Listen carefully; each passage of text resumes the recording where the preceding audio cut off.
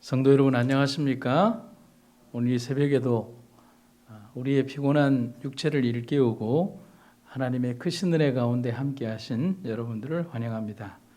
특별히 우리 집사님의 기도처럼 이 새벽제단이 또 이 새벽제단을 지키는 주의 아름다운 종들을 통하여 더욱 아름답고 복되게 되기를 주의 이름으로 축원합니다. 오늘 저는 이 아침에 너희가 무엇이냐라는 제목으로 함께 은혜를 나누고자 합니다. 중국의 유서 깊은 선종 사찰들에 가보면 그 앞에 하나의 도전적인 한 문구가 써 있습니다. 연불시수라고 하는 말이 새겨져 있다고 합니다. 그런데 이 뜻이 상당히 좀 도전적입니다. 무슨 뜻이냐면 연불하는 자 너는 누구냐라는 뜻을 가지고 있습니다. 부처에게 연불을 하는 스님에게 연불을 하는 이유를 묻는 부처의 질문이라고 할 수가 있겠습니다. 여러 가지로 생각을 해보면 참 의미가 크다고 할 수가 있겠습니다. 이 말 속에는 진짜 부처를 알지 못하고 연불만 하며 살아가는 이들에 대한 울림이라고 할 수가 있겠습니다. 그런데 이 질문을 우리들에게도 한번 적용해서 한번 생각해 볼 수가 있겠습니다. 예배하는 자 너는 누구냐? 성경을 들고 예배당에 와서 헌금도 하고 찬송도 하고 열심히 예배하지만 정작 하나님은 알지도 못한 채 살아가는 것은 아닌가를 대조해서 생각해 볼 수가 있습니다. 성경에서 안다라고 하는 것은 지식적 알을 얘기하는 게 아닙니다. 깊은 관계를 말하는 것이고 그리고 아름다운 삶의 유기적 관계가 형성되어 있어서 그 마음속 깊은 곳으로 들어가는 상태를 안다라고 하는 것입니다. 인생을 살아가며 우리는 인생의 길에서 하나님을 만나고 지금까지 하나님 안에서 살아왔습니다. 하지만 정말 올바르고 정직하고 제대로 하나님을 믿으며 살아가고 있는지에 대해서 아니면 그렇게 계속 올바른 삶을 살아왔는지에 대해서 한번 생각해 볼 필요가 있습니다. 이스라엘 백성들의 역사 그리고 그들의 모순된 역사 속에서 우리는 어쩔 수 없이 오늘의 우리의 모습을 투영해 볼 수 있게 됩니다. 그들은 역사 속에서 축복을 받으며 살아가고 있고 그 축복과 인도하심 때문에 살아갈 수 있게 되었지만 축복에 대한 감사보다는 축복과 재물이 목적이 된 삶을 살아가는 삶을 그들의 역사 속에서 우리는 보게 됩니다. 그들의 삶이 과연 어땠습니까? 애굽에서 종살이하고 빚도 없고 미래도 없고 희망도 없이 살던 그들을 하나님의 손이 개입한 기적으로 바로의 무릎을 그들의 무릎 아래 그들의 발 아래 꿇게 하시고 애굽의 장자의 목숨을 끊으시고 그들을 애굽 밖으로 인도하신 분은 하나님이십니다. 그들이 한 게 아닙니다. 그런데 이 사랑에 대해서 우리가 엄밀하게 얘기를 하면 하나님의 가장 이기적인 사랑이 우주와 자연의 법칙마저 백성들을 위해서 거스르시면서 베푸신 그 기적 때문에 가능한 일이라고 할 수가 있겠습니다. 그런데 그런 기적이 한 번만 있었던 것은 아닙니다. 그들을 가로막았던 바다를 갈라서게 만들었고 추격하는 애굽의 전차와 기병들을 그 안에 수장시켜 버렸습니다. 그리고 이어서 펼쳐진 광야에서는 40년의 낮과 밤을 불과 구름으로 가리고 지키시고 새벽에는 만나를 그리고 바위에서는 물을 만들어내는 말도 안 되는 기적으로 그들을 먹이시고 지키셨습니다. 그런데 백성들의 역사 속에서 감사로 충만한 기록이 남았다라고 되어 있지 않습니다. 그러한 역사 속에서도 백성들은 만족하지 않았습니다. 불만에 사로잡힌 백성들의 말도 안 되는 탐욕과 욕심, 불만의 글이 이렇게 기록이 되어 있습니다. 민수기의 기록을 한번 보시도록 하겠습니다. 여호와께서 들으시기에 백성이 악한 말로 원망하매 여호와께서 들으시고 진노하사 여호와의 불을 그들 중에 붙여서 진영 끝을 사르게 하시매 백성이 모세에게 부르짖음으로 모세가 여호와께 기도하니 불이 꺼졌더라. 그들 중에 섞여 사는 다른 인종들이 탐욕을 품음에 이스라엘 자손도 다시 울며 이르되 누가 우리에게 고기를 주어 먹게 하랴. 백성들의 모습을 보면서 우리가 깨달아야 하는 것은 사단은 끊임없이 인간의 마음속에 개입하려고 한다는 사실입니다. 마음속의 미세한 균열을 이용해서 불신의 생각을 증폭하고, 그리고 우리가 이미 받은 축복, 그리고 받을 축복에 대한 감사보다는 더 많은 탐욕을 바라보게 만드는 기가 막힌 전술을 사단은 사용하고 있다는 것입니다. 그런데 이러한 사단의 전술은 정말 유효적절하게 시대와 장소를 물러나고 모든 곳에서 승리하고 있습니다. 이미 작고하신 아주 저명한 한 목사님이 우리에게 남긴 말 가운데 우리가 의미 깊게 생각해야 되는 한 문장이 있습니다. 인생에 있어서 우리가 받게 되는 가장 큰 저주란 목마름이 아니라 만족할 줄 모르는 메마름이다. 여러분, 메마른 땅에 아무리 물을 부어도 그 갈증을 풀 수가 없습니다. 그런데 우리 마음속에 가지고 있는 탐욕은 바로 이러한 메마름과 같다라고 말하고 있습니다. 많은 것을 생각하게 하고 돌아보게 하는 말이 아닐 수 없습니다. 우리는 인생의 길을 살아가며 참 많은 계획과 목표를 가지고 살아왔고 살아가고 있습니다. 하지만 우리 인생의 목표의 끝이 과연 어디일까를 우리가 생각해 보신 적이 있습니까? 제가 가끔씩 집회를 가면 사람들에게 인생 이야기를 할 때 뒤를 한번 돌아보라고 말을 합니다. 아마 저희 교회에서도 그렇게 했던 적이 있는 것 같습니다. 그러면 뒤를 돌아봅니다. 한번 돌아보시겠습니까? 그리고 앞을 보시죠. 지금 그 시간이 여러분들 인생 시간입니다. 한순간도 안 되는 거죠. 지나간 시간은 측량할 수 없을 만큼 짧은 것이고, 불교에서 말하는 것처럼 찰나의 한순간으로 끝나는 것이죠. 우리가 인생의 끝지점에 다다랐을 때 우리가 지금 맞이하게 되는 인생의 긴 시간처럼 보는 것이 아니라 우리는 그러한 찰나의 순간 속에 살아간다는 것을 알게 됩니다. 그래서 요즘은 이런 생각을 많이 합니다. 인생을 많이 살지는 못했지만 인생이란 언제인지는 모르지만 분명히 다가올 이별의 시간을 준비하고, 그리고 더 나은 그곳을 위해 준비하는 과정이라고 말입니다. 당연한 말이겠지요. 조금 슬프기도 하고 조금은 마음을 울적하게도 하지만 그 다음 뒤에 이어지는 한 문장, 우리의 인생은 어쩔 수 없는 이별을 향해 가는 과정이기는 하지만, 그러나 하나님께서 영원한 만남을 위하여 준비하는 또 다른 과정이 우리들을 위해 있기에 우리는 슬픔 너머의 세상을 바라보게 된다는 사실입니다. 야고보는 그래서 오늘 이 아침에 저를 통해서 우리에게 화두와 같은 한 가지 말을 우리들에게 전달하고 있습니다. 야고보 4장 11절부터 14절에 있는 말씀을 쉬운 말 번역으로 읽도록 하겠습니다. 여러분이 어찌 내일 일어날 일을 알 수 있단 말입니까? 여러분의 생명이 무엇입니까? 사실 여러분의 생명은 잠깐 나타났다가 어느새 사라져버리는 안개일 뿐입니다. 그러므로 여러분은 도리어 주님께서 허락하신다면 내가 사는 날 동안에 이런저런 일을 할 것이다 라고 말해야 마땅합니다. 그런데도 지금 여러분은 우쭐대면서 헛된 자랑을 늘어놓고 있으니 그런 자랑은 다 악한 것입니다.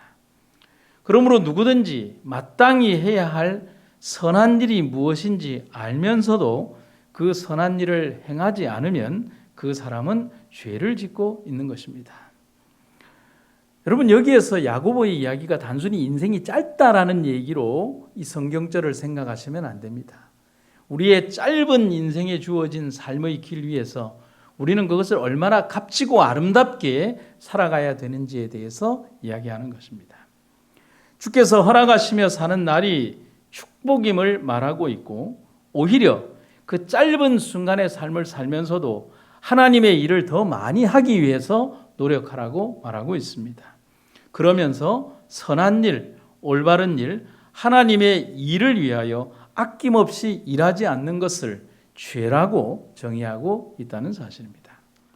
여러분, 그리스 신화에 나오는 최고의 신인 제우스에게는 아들이 여러 명 있었는데 그 아들 가운데 한 명이 카이로스라고 하는 아들이 있습니다. 그런데 신화에서 묘사된 카이로스의 모습은 상당히 독특합니다. 앞머리는 숱이 무성한데 대신에 뒷머리는 대머리입니다. 그리고 어깨와 양팔, 뒤꿈치에는 날개가 달려 있고 한 손에는 저울, 한 손에는 칼을 가지고 있습니다. 그런데 그리스 신화에 등장하는 인물이나 신들의 모습은 은유적 의미를 지니고 있는데 그런 의미에서 이 카이로스의 모습이 이렇게 된 이유, 또 그가 어떤 역할을 담당하는지의 이유를 알면 조금 이해가 됩니다. 카이로스의 앞머리가 무성한 이유는 그를 발견한 사람이 그가 머리채를 쉽게 붙잡을 수 있도록 하기 위해서 머리채가 풍성하다고 했습니다. 대신 그의 뒷머리는 대머리이기 때문에 그가 지나가고 나면 잡을 게 없다는 것을 말해주고 있습니다. 상당히 우화적인 그리고 은유적인 표현을 가지고 있습니다. 이 카이로스라는 신의 맡은 직책은 기회의 신입니다. 그에게 나타난 기회를 잡지 않으면 날개가 달린 그가 빨리 지나가고 나면 결코 잡을 수가 없다는 것을 말하는 것입니다. 그래서 그리스 사람들은 한 번 지나가면 다시는 잡을 수 없는 것, 이것을 기회라고 말하고 있는 겁니다. 여러분, 하나님께서 우리에게 100년 가까운 인생의 시간을 주신 것은 너희들이 잘 먹고 잘 살고 그리고 번성만 하라고 우리에게 100년의 시간을 준 것이 아닙니다. 하나님은 하나님을 위하여 일할 기회를 우리들에게 그 시간을 허락하신 것입니다. 하지만 사람들은 자신들에게 주어진 인생의 시간들이 영원할 것이라는 착각 속에 살아갈 때가 많이 있습니다. 한여름밤의 꿈처럼 지나가는 날들이 인생이라는 사실을 모른 채 말입니다. 여러분, 인간이 만들어 놓고 이룬 것 중에 영원한 것은 단 하나도 없습니다. 이슬람 명언 가운데 우리가 생각해야 되는 명언이 이런 글귀가 있습니다. 새 2마리를 한데 묶어봐라. 4개의 날개를 갖는다 하더라도 날지는 못할 것이다. 더 빠르고 더 강한 날개를 갖기 위해 탐욕스럽게 2마리의 새를 가진다고 해서 2배 더 빠르게 날개짓을 하지 않는다는 사실을 일깨워주는 교훈적인 말입니다. 하지만 어리석은 이들의 삶은 이렇게 인생을 살아갑니다. 2마리의 새, 4마리의 새, 8마리의 새를 가지면 더 행복하다고 말입니다. 여러분, 우리를 그리스도인이라고 합니다. 그리스도인이란 뭡니까? 그리스도인의 사전적 의미는 예수를 그리스도로 믿는 믿음을 고백하는 사람 또는 예수의 가르침에 기초한 종교를 믿는 사람이라고 사전적 정의가 나옵니다. 그런데 사전적 정의를 아는 것이 다른 경우들처럼 좋은 출발점이긴 하지만 그리스도인이 정말 누구인가에 대한 성경적 진리를 다 알기엔 부족합니다. 그래서 성경에 보면 그리스도인이라는 단어가 신약 성경에 딱 3번 나옵니다. 사도행전 11장 26절, 26장 28절, 베드로전서 4장 16절. 그리스도인에 대한 직접적인 명칭으로는 안디옥에서 처음으로 그리스도인이라고 불렸습니다. 그런데 그 이유가 어떤 이유냐면 그들의 말과 행동과 활동이 그리스도를 닮았기 때문에 그리스도인이라고 했습니다. 그래서 그리스도인의 문자적인 뜻은 그리스도의 파에 속한 또는 그리스도의 추종자, 엄밀하게 얘기하면 그리스도와 함께 생애하는 사람이라고 할 수가 있겠습니다. 그런데 어떤 분이 그리스도에 대한 정의를 더 이렇게 정확하게 해주고 있습니다. 그리스도인, Christ is all, I am nothing. 그리스도가 내 인생의 전부요, 나는 아무것도 아닌 자. 그런데 이것을 여러모로 번역을 좀 의역적으로 할 수 있습니다.